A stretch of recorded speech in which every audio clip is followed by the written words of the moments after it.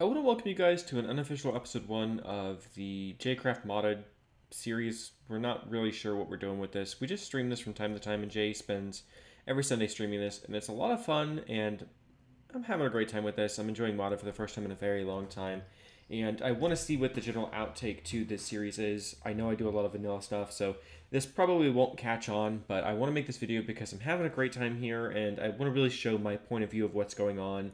There's a lot of stuff I do in the background that isn't really seen, and some of the progress I make doesn't really feel like a lot, but there's a lot I do, and there's a lot of things I enjoy doing while we're here. So I'm going to give you guys more of a tour of the base, kind of what we're doing, show off where we're at, and this is only about 5 or 6 actual playing days, and minus a lot of digging and dungeoning and some grindy stuff. We just recently killed the Ender Dragon, so if you want to see that, there was a live stream on Jay's channel. I will reference everything to Jay's channel for that. And if you want to catch the live streams from Jay's point of view, you can join us every Sunday, 11 a.m. my time Eastern and 10 a.m. Central for his time. But without that, with everything aside, I want to show you guys what we're doing here, and I will come to this area basically last because there's a lot that goes on here. But we have a basic ME system right here. And then we have our general like furnace and pulverizer as well. There's a lot of stuff he's added that I really don't know what it does, so I'm kind of going to skip over most of that. We do have some biofuel generation going on right now. I don't know how any of that works. We do have a sugarcane farm that is ridiculously providing us with every bit we need. I use a lot of paper for Thaumcraft, and we use a lot of paper when we first made our starting tools and bookshelves, and paper was a really hard source to go. This farm produces everything we need, and I use sugarcane for Essentia as well, so I need quite a bit of it from time to time. We have another automated farm for generally our food and nether wart as well. We can replace any of the wheat at any time with Pam's Harvest Food if we want to start doing Pam's. I've got a botanier area set up over here. I can farm every flower with some bone meal. This is really quite nice, but I don't know what colors are used the most, so I made just a general farm for everything. So I can just grab what I want, and if I don't need it, I can throw it into the little storage drawer system. We are making mana. As you can see, my band is being recharged from these sparks. I will talk about that in a moment. We do have an automated thermal lily here. I might actually plan to expand this at some point. Actually, it looks like it's out of mana, or out of lava. So we can go to our magma fabricator, which is right over here, and just, boom, fill up some lava. We have an automatic cow farm, and Jay just redid this the spawner farm. As you can see, we've got 2 blaze, 2 skeleton, and 2 zombie, I think. We plan to really up the mobs in there and get that to be just a lot more mobs in there. I'm not sure how we'll expand that over time, but this thing is just killing it. Wow, look at that thing go. We also have a lot of essence. That is filling up really well. That's a lot of essence. We have a general any mob farm here where we can kill and harvest like ender pearls, and we're trying to obtain a ghast, but as everybody knows, that's really hard when you can't really fly around the nether. I had a couple chances here, but anyway, this thing is really cranking. That's awesome. I can probably put this lava back now. I will do some general maintenance while I'm talking about the first episode as well. So if I get a little off topic, I apologize. That's probably going to end up draining completely. Yeah, I think that was completely empty. I did have my starting botany area with mana, so while that's draining, we've got some basic mana right here. I don't have a wrench on me, or a wand. I've done some basic trying to sustain hydrangeas. They are so bad it's not even funny. Endoflames, I've got 1 left. I've got the thermal lily, which is just, this is a really good flower to start out with if you can automate lava. Then there is the tree farm, which ooh, that's nice. The tree farm, which I'll jump over to in just a second. So I wanted to find a good source of mana, and I knew munchies were really good, so I had like a manual farm right behind the endoflames, but I needed space for something else.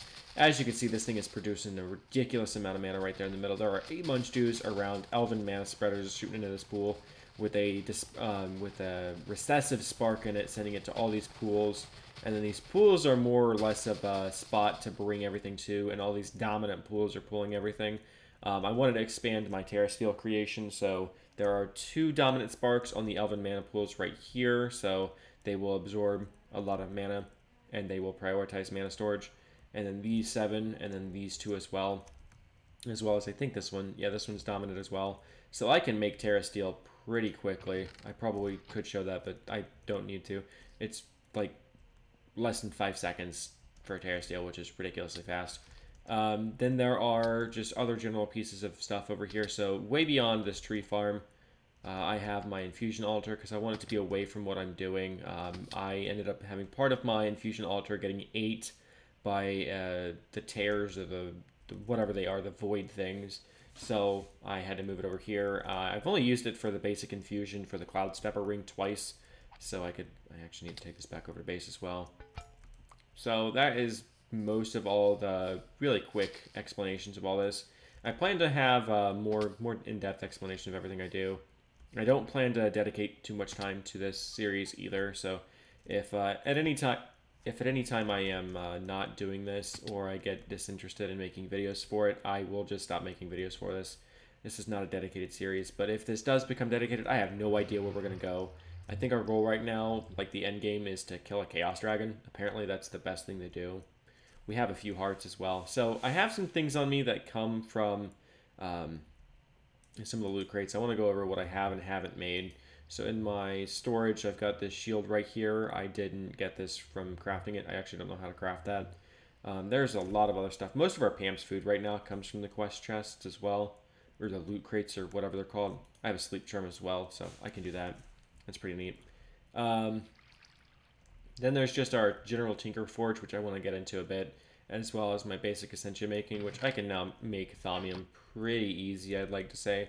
But every time I touch this little furnace, I immediately get a rip around here, and as you can see from the holes around here, there have been quite a few, and they're really annoying, so I don't really want to play with my smelter anymore until I figure out how to stop that, because it's really getting on my nerves.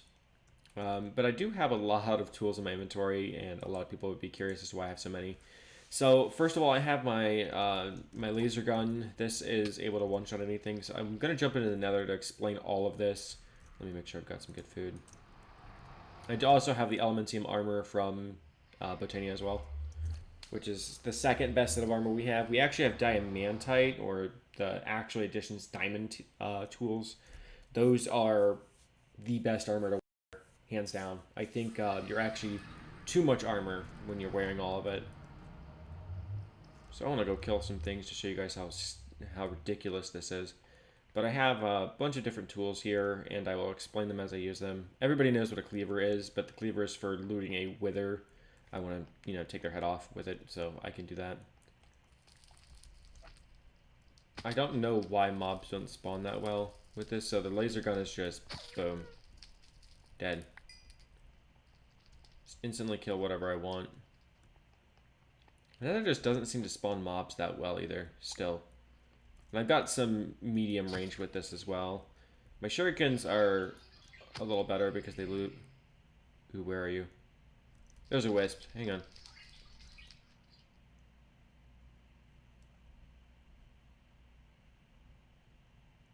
I don't see him. Oh well. Oh, he's down here.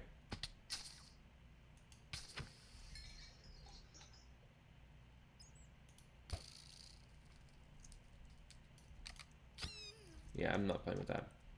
So the crossbow I have is pretty special. I hear a ghast too.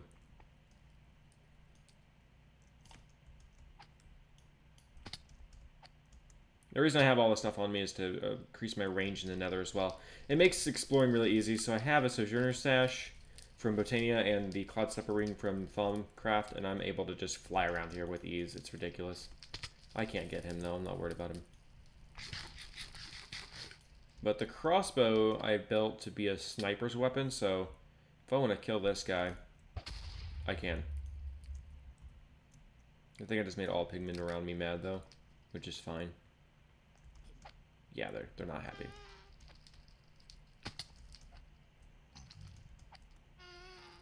I hear that gas and I really want him. There you are.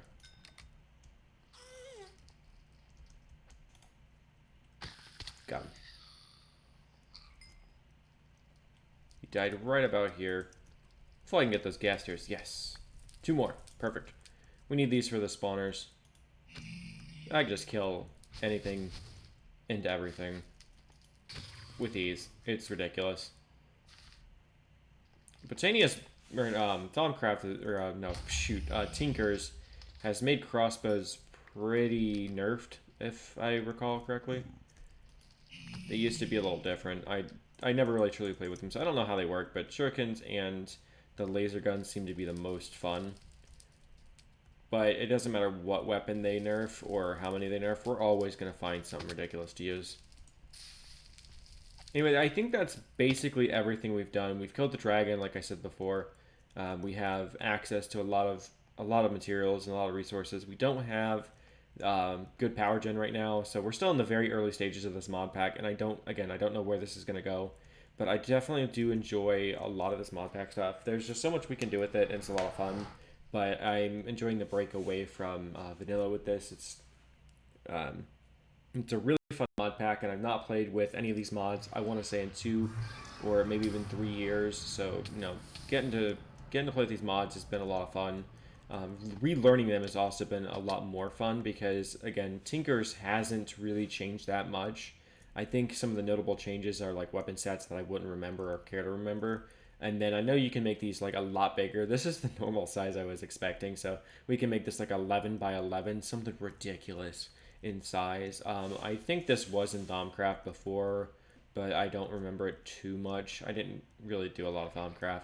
But there's also a lot of other stuff around here as well. So again, I don't know everything about this mod pack, so I'm going to enjoy learning everything. These generators right here, as well as some of the other ones we have, these are also loot crate items. It's hard to tell what is and isn't. But man, this mod pack is a lot of fun. So the next episodes I make of this aren't really going to be planned out. They're just going to be kind of a conglomeration of what I do from a week to 2 weeks of time. And I don't plan to spend too much time on them or really do anything specific. I might have a starting goal, and then the rest of the episode will probably be a mishmash of all the random things I can do. So yeah, I want to thank you guys very much for watching this video. It has been a lot of fun to modded, but there's not much left to show or say. If you have any questions, let me know. If you got any tips for me, let me know as well. I don't know everything, but I don't want to spoil my whole modded season career thing, whatever this is. This is just a lot of fun. So yeah, thank you guys for watching. I'll see you soon.